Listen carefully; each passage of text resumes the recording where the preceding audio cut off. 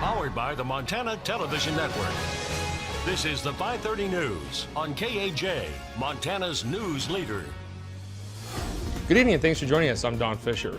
Northwest Montana saw plenty of precipitation today and it looks to stick around as we inch closer to the weekend. Our storm tracker team is seeing a large plume of moisture entering our area from the west, which should bring some snowfall, especially in those high elevations. For more on what you can expect in your area, let's toss it over to Chief Meteorologist Aaron Yost, who has a look at our first forecast. Aaron? Yeah, very complex system evolving, Don. Right now we've got in a northwesterly flow some mountain snow, valley rain. Earlier this morning in the Kalispell area, we were reporting snowy conditions. However, after a nice lull throughout much of the day, things have filled in once again. This time we're looking at some light rain. Now we are going to see a rain snow mix here overnight tonight, but as this big plume of moisture is expected starts to move closer, we're going to see colder air working its way west from the other side of the divide, and those two ingredients are going to interact. We could see quite the snow event, especially for areas along the continental divide. Some big totals in the forecast this weekend. More details on the way.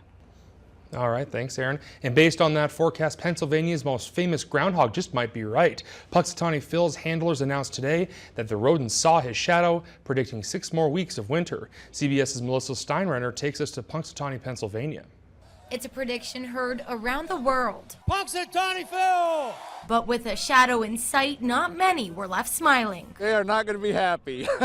I think you're going to hear a lot of booing today. As the buses unloaded, people from around the country took their first steps into Gobbler's Knob.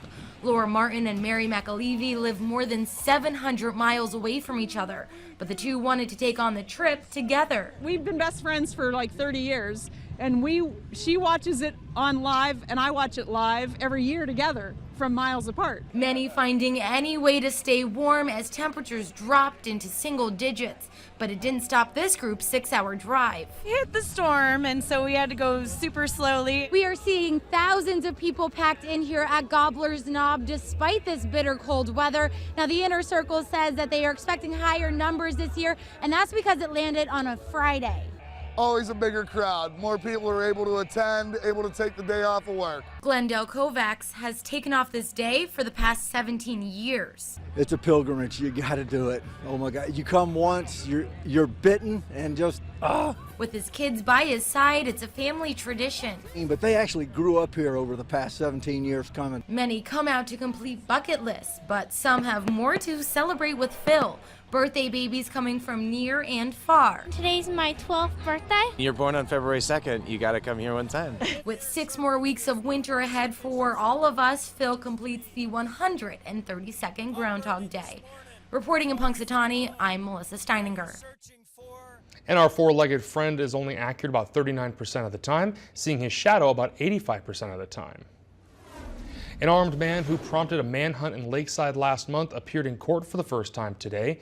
30-year-old Kevin Ray Mitchell of Libby pled guilty to burglary yesterday in Flathead County District Court. Prosecutors say in court documents that an alert was sent out last month in the Lakeside area asking neighbors to lock their doors. A manhunt then ensued for Mitchell, who is considered armed and dangerous and under the influence of drugs. The 2-Bear Air helicopter joined the search near Camas Creek, and with the help of thermal imaging technology, responding SWAT officers were able to locate Mitchell and take him into custody. He is due back in court for sentencing in mid-March.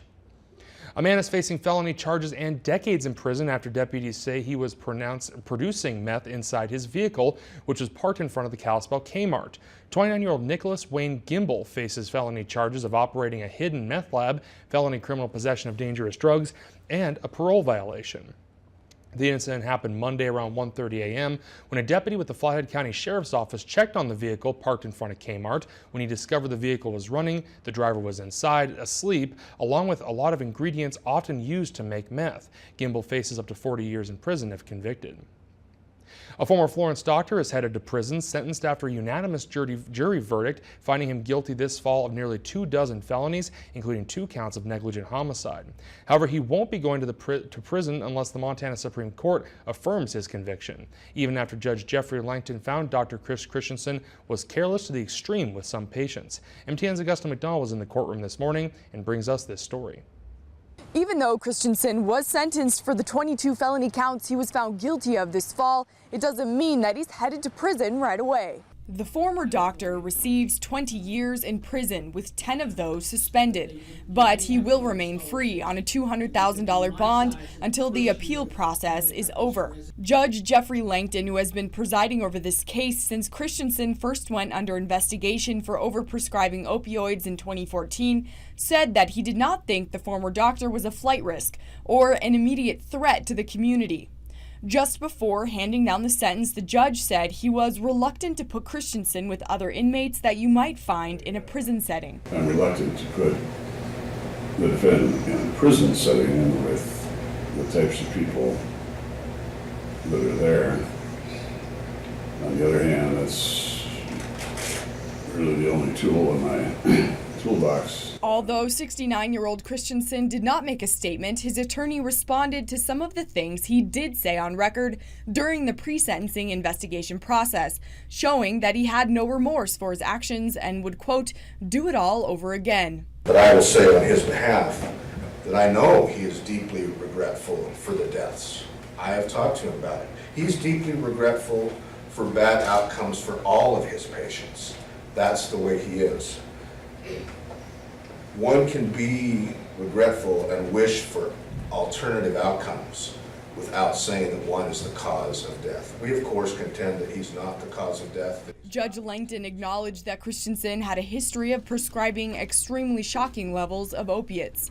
But the judge said he took into account the supportive statements of more than 50 people who spoke up on Christensen's behalf. Augusta McDonald, MTN News, Hamilton.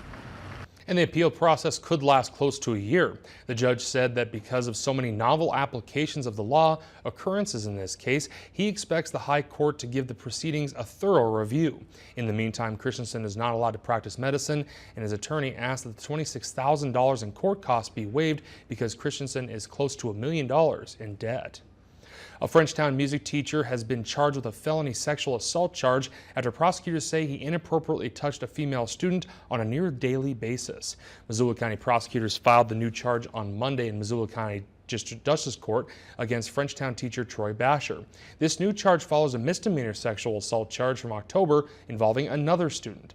Basher has pled not guilty to the misdemeanor in November, and the first student claimed that Basher sexually harassed and groped her on several occasions in 2016.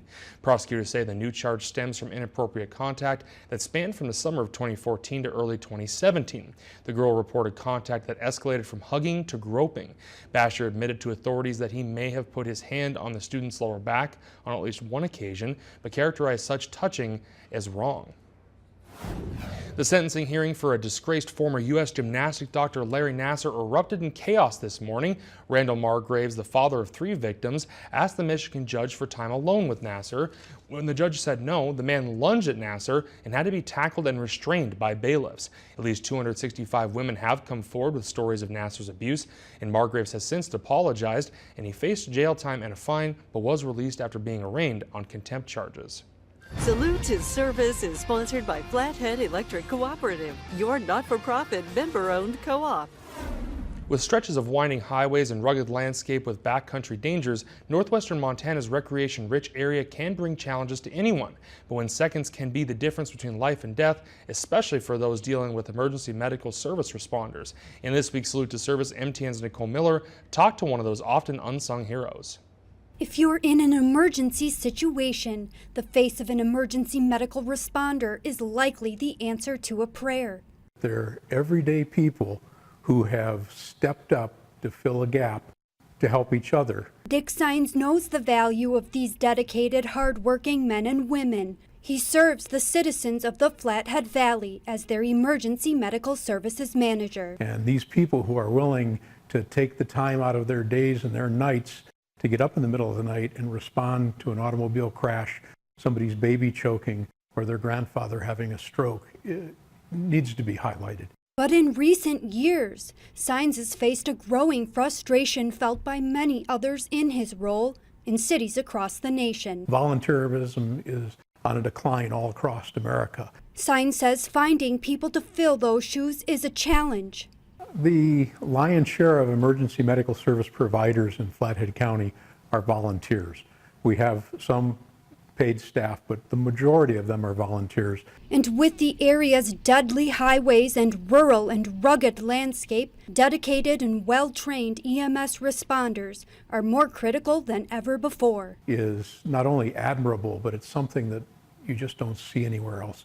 Nicole Miller, MTN News, Kalispell. Ensigns also serves as a volunteer with Two Bear Air Rescue in conjunction with air ambulances. Coming up next, Aaron lets us know just how much snow we could see over what looks to be an active weekend. And would you watch the same film over and over and over again in the same day? Some Missoula movie marathoners are doing just that. We'll take you to the Roxy in Missoula for that story next.